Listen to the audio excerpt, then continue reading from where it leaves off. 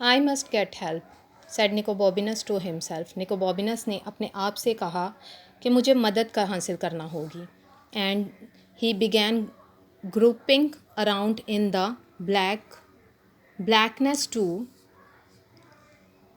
Find another way out.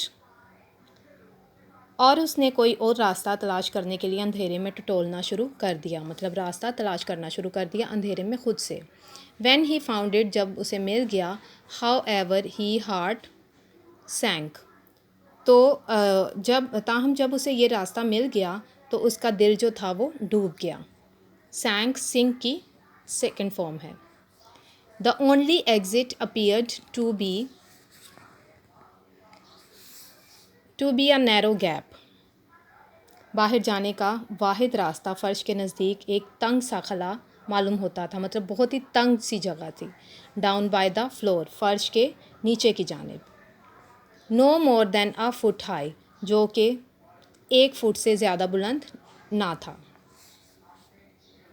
I can't squeeze through that in the pitch dark, मैं इतनी गहरी तारीकी में इसमें घुस नहीं सकता, क्योंकि अंधेरा बहुत ज़्यादा था और रास्ता बहुत तंग था। इसलिए वो डर रहा था कि अगर मैं इसमें जाऊंगा तो पता, उसके जहन में अजीब अजीब से ख्याल आने शुरू हो गए। तो उसने खुद से ही सोचा कि मैं इस गहरी तारीकी में या इस अंधेरे में घुस नहीं सकता या नहीं जा सकता। ही सेड टू हिमसेल्फ, उसने खुद से कहा। But at that very moment he heard Rosie's cheerful voice saying, "You can do it." फिर उसने खुद से कहा, मगर इसी लम्हे उसे रोज़ी की खुशबाश आवाज़ ये कहती हुई सुनाई दी कि तुम ये कर सकते हो। एज़ यू नो, कि जैसे रोज़ी उसको हर काम करने के लिए उसको मोटिवेट करती थी कि तुम ये कर सकते हो, तुम ये कर सकते हो। सो इसी तरह जब वो खुद से ये सोच रहा था तो उसको फिर से रोज़ी की आवाज़ आई कि तुम ये कर सकते हो। Nicobobinus pant round and there, to his immense surprise, was nothing, no Rosie, nobody. Nicobobinus तेज़ी से घूमा और निहायत हैरत की बात थी कि वहाँ कुछ भी ना था, ना रोज़ी और ना कोई और। But I don't know if it leads anywhere, लेकिन मुझे मालूम नहीं कि ये कहीं निकलता भी है या नहीं। He said to the voice in his head, उसने अपने जहन में गूंजने वाली आवाज़ से कहा। And it's such a tight squeeze I might get stuck, और ये इतनी तंग जगह है, हो सकता है कि मैं इसमें फंस जाऊँ। He did not hear Rosie's voice again, और उसने दोबारा रोज़ी की आवाज़ ना सुनी। बट ही न्यू, लेकिन वो जानता था कि what it would have said, कि वो क्या कह रही थी। And that was how he found himself wriggling down a narrow passage of stone in a pitch black. और यही वजह थी कि उसने ख़ुद को गहरी तारीकी में पेचोताब खाते और एक तंग पथरीले रास्ते से गुज़रते हुए पाया। पिच ब्लैक, जो कि बहुत ही गहरा तारीकी थी, अंधेरा था और पत्थरों का रास्ता था, पथरीला रास्ता था। He squirmed and he wriggled there in the black for a long time.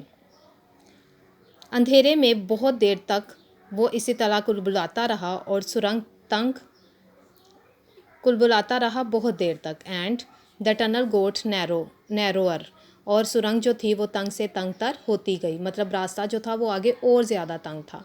Until he could hardly inch along it, यहाँ तक कि सिर्फ 1 इंच ही रह गया था।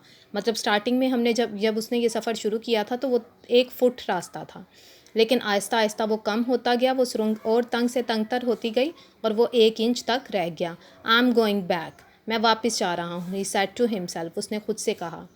बट ही डिड नॉट, लेकिन वो नहीं गया। He just kept wriggling and squirming, लेकिन वो कसमसाया और कुलबुलाया। Until suddenly he found he could stand up, और वो फ़ौरन ऊपर चढ़ती हुई सीढ़ियों से ठोकर खाकर गिर पड़ा। ही टुक अ पेस फॉरवर्ड, वो चढ़ने लगा, आगे बढ़ने लगा। and immediately fell over stone steps leading up, और वो ऊपर चढ़ती हुई सीढ़ियों की तरफ ठोकर खाते हुए गिर पड़ा. Oh, he said, although what he really meant was, thank goodness. वो चढ़ने लगा और चंद मिनट बाद भी वो चढ़ ही रहा था. He began to climb and he was still climbing. Some minutes later,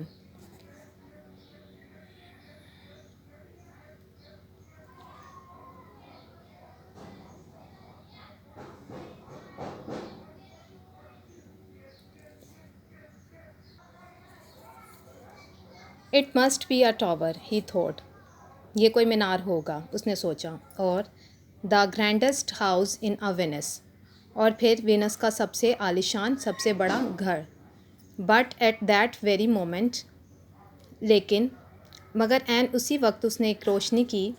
उसी लम्हे he saw a crack of light. उसने रोशनी की एक लकीर देखी. He stretched out his hand and found himself touching a catch that clicked softly in the dark.